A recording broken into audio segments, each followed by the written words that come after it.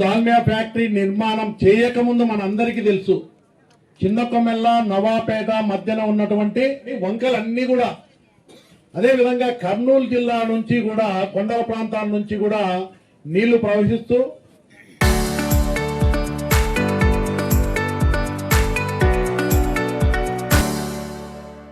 దాదాపు irrigation department వాళ్ళు ఇచ్చిన రిపోర్ట్ ప్రకారం మనం ఒక్కసారి ఆలోచన చేస్తే 33,800 క్యూసెక్స్ నీళ్లు ఇక్కడ ప్రవహిస్తాయని చెప్పడం జరిగింది. దాన్ని నిన్న మీటింగ్ లో కలెక్టర్ గారు కూడా చెప్పారు. అయ్యో ఫ్యాక్టరీ నిర్మాణం జరగకముందు ఈ నీళ్లు చాలా ఫ్రీగా వెళ్ళిపోయేది. ఫ్యాక్టరీ నిర్మాణం తర్వాతనే వంకలు వాగులకు వరద ప్రవాహానికి అడ్డంగా ఫ్యాక్టరీ నిర్మించడం వల్ల అదే విధంగా వాగుకు సమాంతరంగా 2.5 కిలోమీటరు బండు 30 అడుగుల ఎత్తుతో బండి నిర్మాణం చేశారు. ఎందుకు చేశారు? వాళ్ళ మైండ్ లోకి నీళ్లు రాకుండా చేసినారు. ఈ రెండు చేయడం వల్లనే పంట పొలాలు మునిగిపోతా ఉన్నాయి. రైతుల 100 ఎకరాలు మునుగుతా ఉన్నాయి. దుగ్గనపల్లి గ్రామం పెద్దగా వర్షాలు వచ్చినప్పుడు మునిగిపోతా ఉంది, ముంపు గురైతా ఉంది. పంట పొలాలు ముంపు గురైతున్నాయి. నవాపేట గ్రామానికి సంబంధించినటువంటి కొన్ని కాలనీలు, స్కూలు మొత్తం కూడా వరద వచ్చినప్పుడు నీట మునుగుతున్నాయని చెప్పి స్వయంగా కలెక్టర్ గారు ప్రకటన చేశారు. ఆ రోజు కలెక్టర్ గారు ఇవన్నీ లోకాయుక్త ఆర్డర్, హైకోర్టు కూడా ఒక డైరెక్షన్ ఇచ్చింది. దాని ప్రకారం నేను కూడా పరిశీలించాను.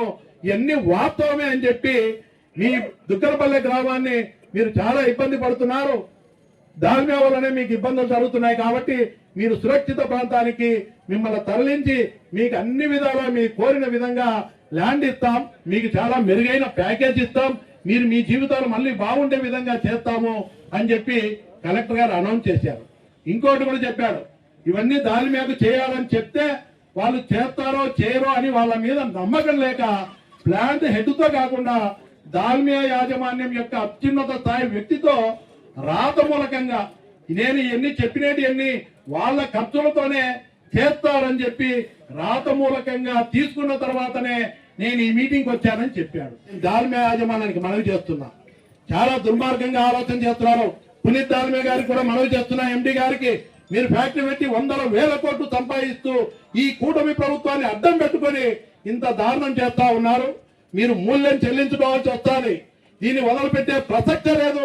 దీని మీద పోరాటం చేసి రైతుకు న్యాయం జరిగేంత వరకు కూడా పోరాటం చేస్తామని చెప్పి మనవి చేస్తూ, లోకేష్ గారికి ఒక్కసారి లాస్ట్ లో మనవి చేస్తున్నా, ఖచ్చితంగా మీ పర్యటన రైతులకు న్యాయం జరిగిన తర్వాత ఇవన్నీ కలెక్టర్ చెప్పినట్టు నేను ఇచ్చిన హామీలు చేయకపోతే ఫ్యాక్టరీ పర్మిషన్ ఇవ్వను, వాళ్ళు ఈ పనులు చేయకపోతే మొదటి ప్లాంట్ నిర్మాణానికి ఇచ్చిన పర్మిషన్లు రద్దు చేస్తారని కలెక్టర్ చెప్పారు.